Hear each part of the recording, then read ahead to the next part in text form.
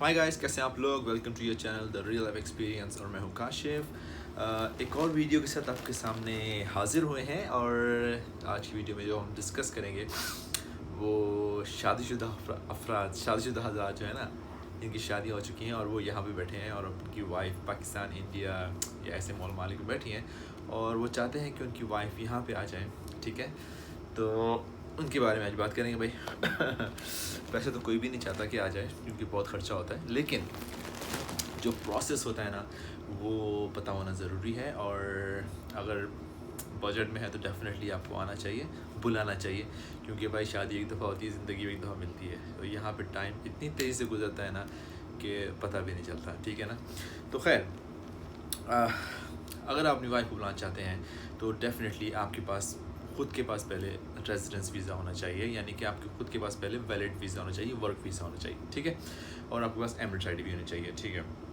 अच्छा, पहले ऐसा होता था कि क्या नाम है उसका, जब अगर आप अपनी फैमिली मतलब वाइफ को स्पॉन्सर करना चाहते हैं तो आपके पास एक मखसूस वीज़ा स्टेटस होना चाहिए था, जैसे कि मैनेजर का होता है, सुपरवाइज़र का होता है, या डॉक्टर का होता है, इंजीनियर का होता है, या एक अच्छा वीज़ा स्टेटस होना चाहिए था। ठीक है, उसके हिसाब से भी सैलरी भी होनी चाहिए थी। लेकिन यूएई आपको पता है कि वक्त के साथ साथ बहुत ज़िंदगी आसान कर रहा है, बहुत लोगों की मतलब ये कि लाइफ ईजी कर रहा है और स्ट्रिक्टनेस को ख़त्म कर रहा है और हर बंदे के लिए ओपन कर रहा है। ठीक है ना। और यहाँ पे अपॉर्चुनिटीज़ भी बहुत ज़्यादा हैं और एक अच्छी लाइफ है, लेकिन बहुत महंगी है। ठीक है, लेकिन एनीवेज़, तो यूएई ने रिस्ट्रिक्शन बहुत सारी ख़त्म कर दी हैं। अब कोई भी आपका वीज़ा स्टेटस है और कुछ भी मतलब आप जॉब करते हैं, ठीक है, आप अपनी वाइफ को स्टिल बुला सकते हैं। ठीक है, लेकिन डेफिनेटली क्योंकि एक्सपेंसिव कंट्री है तो एक सैलरी का क्राइटेरिया भी दिया हुआ है इन्होंने। तो आपकी मिनिमम सैलरी जो है ना वो 4000 होनी चाहिए अगर आप अपनी वाइफ को बुलाना चाहते हैं। लेकिन अगर आपकी सैलरी 4000 से कम है, लाइक 3000 है, तो अगर कंपनी ने आपको अकोमोडेशन दी हुई है तो भी वो एक्सेप्ट कर लेंगे। ठीक है, तो सबसे नंबर 1 रिक्वायरमेंट क्या है कि आपकी सैलरी 4000 होनी चाहिए। ठीक है, विदाउट एकोमोडेशन। फिर ये कि आपने शादी वादी की है तो डेफ़िनेटली आपके पास निकाह नामा तो होगा जो प्रूफ होता है। ठीक है, तो वो निकाह नामे को या जो आपका जो मैरिज सर्टिफिकेट है, ठीक है, उसको आपने अपने मुल्क से, अगर पाकिस्तान से हैं तो वहाँ पे आपने मिनिस्ट्री ऑफ फॉरेन अफेयर्स से अटेस्ट कराना है। ठीक है ना। जो कि वो मतलब ये कि रजिस्टर हो जाता है एक तरह से वहाँ पे। ठीक है, और वही डॉक्यूमेंट आपने यहाँ पे यूएई में मिनिस्ट्री ऑफ फॉरेन अफेयर्स से भी अटेस्ट कराना है। ये हो गया आपका दूसरी रिक्वायरमेंट। ठीक है, इसके बाद जनरल रिक्वायरमेंट होती हैं, जैसे कि आपका पासपोर्ट, आपका वीज़ा कलर कॉपी। ठीक है, आपकी एमिरेट्स आईडी, उसकी कलर कॉपी। ठीक है, इस तरह आपकी वाइफ का वीज़ा तो है नहीं, आपकी वाइफ का पासपोर्ट कलर कॉपी। ठीक है, पासपोर्ट वैलिड होना चाहिए सबका 6 मंथ के लिए। ठीक है ना, उसका अपनी वाइफ का जो पासपोर्ट है ना वो 6 महीने से ऊपर वैलिडिटी होनी चाहिए। ठीक है, इसके अलावा आजकल रिक्वायरमेंट आ गई हैं जो कि पाकिस्तान को जो इंग्लिश आईडी कार्ड होता है उसकी भी फ़ोटोकॉपी आपके पास आगे पीछे की कलर कॉपी होनी चाहिए। ठीक है, इसके अलावा क्या कहते हैं उसको, ये कुछ चंद डॉक्यूमेंट्स होते हैं। और क्या कहते हैं उसको, जो मैरिज सर्टिफिकेट होता है ना, ठीक है, जो आप टेस्टिंग कराएंगे उसको आपने ट्रांसलेट कराना है अरबिक में। ठीक है, और यहाँ पे बहुत सारी सर्विस एंड टाइपिंग सेंटर हैं जो कि ये करते हैं, सर्विस प्रोवाइड करते हैं, ज़्यादा खर्चा नहीं होता।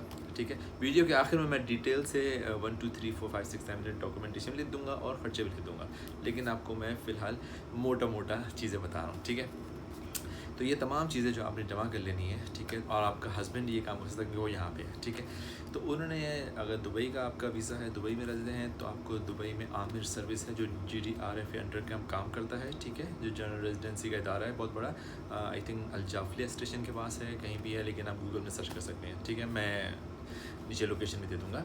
ठीक है, तो आपने ये सारा पैकेज बना के आमिर सेंटर चले जाना है। ठीक है, वहाँ से आपने वहाँ जाएंगे तो वो आपको खुद ही गाइड करेंगे कि आपने करना क्या है।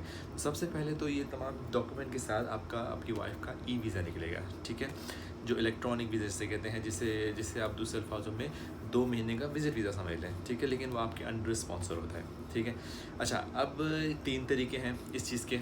ठीक है, अगर आपकी वाइफ आउट ऑफ कंट्री है, यानी पाकिस्तान में है, ठीक है, तो वो उस वीज़े पे आ सकती है फ़ौरन ही। ठीक है ना, फ़्लाइट पकड़ के। ठीक है, visa normally with in 2 days में आ जाता है, यानी कि अगर डॉक्यूमेंट कंप्लीट है आपके पास, आपने आमिर सेंटर गए, आपने वहाँ पे एप्लीकेशन प्रोसेस किया और विद इन अ डे और 2 डे आपकी वाइफ का क्या कहते हैं उसको, ई वीज़ा आ जाता है। ठीक है, वो ई वीज़ा आपने आपकी ईमेल पे आएगा, वो वीज़ा आपने अपनी वाइफ को भेजना है, उसके बाद उन्हें टिकट करा के यहाँ पे आ जाना है। ठीक है, ये पहला प्रोसेस है। दूसरा प्रोसेस ये है कि अगर आपकी वाइफ ऑलरेडी यहाँ पे है, आपने विजिट वीज़ा पे पहले ही बुलाया हुआ है, आपसे इंतज़ार ही नहीं हो रहा, आपने कहा भाई पहले बुला लो, ठीक है ना, तो ज़ाहिर ऑफ कोर्स आप अफोर्ड कर सकते हो, आपने बुला लिया है लेकिन अगर आपने अंडर स्पॉन्सर करना है तो ये तमाम डॉक्यूमेंट जो आपको मैंने पहले बताए हैं वो आपने अरेंज करने होंगे, वो भी चाहिए होंगे। ठीक है, वो डेफिनेटली चाहिए होंगे। और फिर आपने अपनी वाइफ को एग्ज़िट कराना पड़ेगा। ठीक है ना, country out and country in. ठीक है, ये भी एक रिक्वायरमेंट है। तो वो जो विजिट वीज़ा होगा वो ख़त्म हो जाएगा जब वो आउट होंगी, और आपका जो ई वीज़ा जो निकाला है आपने, उस वीज़े पे वो इन हो जाएंगे, यानी कि आपके स्पॉन्सर वीज़े में। तीसरा तरीका ये है कि आप आमिर सेंटर के अंदर ही ये सर्विस प्रोवाइड होती है कि आप ये बोल सकते हैं कि अपना वीज़ा स्टेटस चेंज कर दें। आपकी वाइफ ऑलरेडी यहाँ पे है, आप नहीं चाहते कि वो एग्ज़िट हो, वापस आए। ठीक है, तो वो कुछ चार्जेस होते हैं, 500 समथिंग होते हैं, तो आपको वो उसी टाइम पे वो एग्ज़िट एंटर कर देंगे। अब आपकी वाइफ यहाँ पे आ गई है, ये आपका पहला स्टेप कंप्लीट हो गया। ठीक है ना, अब जो स्टेप है ना वो है रेजिडेंस वीज़े का। रेजिडेंस वीज़ा जो अभी जो आपकी वाइफ आ गई है ना, आपको 60 डेज़ का टाइम मिलता है जिसमें आपने रेजिडेंस वीज़ा पेश कराना होता है। ठीक है ना, अगर आपने 60 डेज़ के अंदर ये काम नहीं किया तो ख़त्म हो जाएगा, वो एक्सपायर हो जाएगा और आपकी वाइफ को वापस जाना पड़ेगा। ठीक है ना, तो आप तो नहीं चाहते कि वापस जाए और वो भी नहीं चाहती वापस जाए। ठीक है ना, इसीलिए तो आई हैं। खैर, अब आपने रेजिडेंस वीज़ा जो अप्लाई करना है इसके लिए क्या करना पड़ेगा? सबसे पहले तो आपको मेडिकल का अपॉइंटमेंट लेना पड़ेगा, मेडिकल टेस्ट करना पड़ेगा। मेडिकल टेस्ट में आपका एक्सरे होगा आपकी वाइफ का, यानी कि, और ब्लड टेस्ट होगा, HIV वगैरह चेक करेंगे।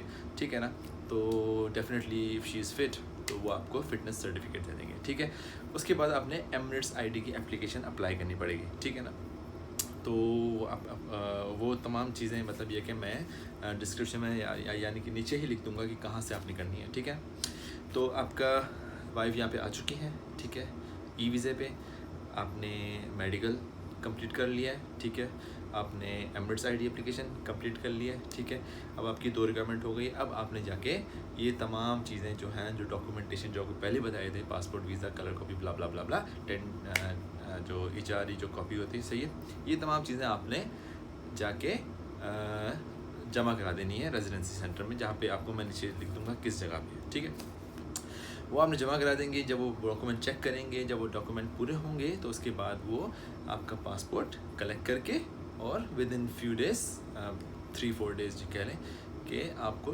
अपनी जो उनकी जो रजिस्टर्ड कोरियर है उसके थ्रू आपको क्या कहते हैं उसको डिलीवर कर देंगे। ठीक है ना, तो ये आपकी वाइफ का 2 साल का वीज़ा लग जाएगा, और 3 साल का भी हो सकता है। इस डिपेंड ऑन कि मतलब आपका अपना जो खुद जो हो आप स्पॉन्सर, वो क्या किस सिचुएशन में होगा। आपका 3 साल का तो उनका भी 3 साल का, जितनी आपकी मुद्दत है उतना ही उनका होगा। ठीक है ना, तो उम्मीद करता हूँ कि ये वीडियो आपको मोटे पॉइंट्स बताएं मैंने, आपको अच्छी लगी होगी।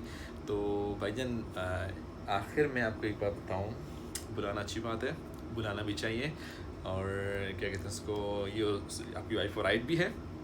ठीक है, लेकिन भाई एक बात है कि ये एक तरह से गाड़ी लेने वाली बात है। ठीक है ना, गाड़ी लेना तो आसान है लेकिन सर्विस मांगती है। ठीक है ना, तो ख़र्चा आपका अभी यहाँ पे ख़त्म नहीं हुआ।